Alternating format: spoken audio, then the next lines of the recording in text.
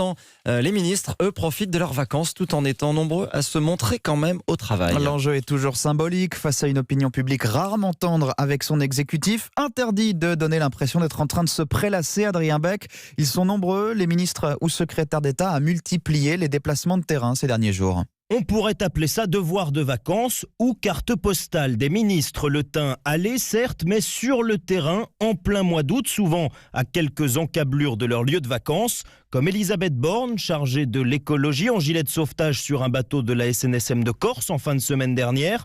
Au même moment, Gabriel Attal, le secrétaire d'État à la jeunesse en vacances en Bretagne, rendait visite à des saisonniers du Finistère. À l'autre bout de la France, matinée dans une gendarmerie de la région grenobloise pour le ministre des Relations avec le Parlement Marc Fesneau, quand sa collègue au handicap Sophie Cluzel visitait un centre de vacances au bord du lac d'Annecy.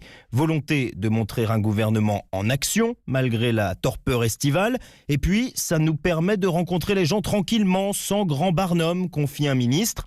Sans doute aussi de profiter du creux de l'été pour être présent médiatiquement, notamment pour ceux qui ne sont pas les plus connus.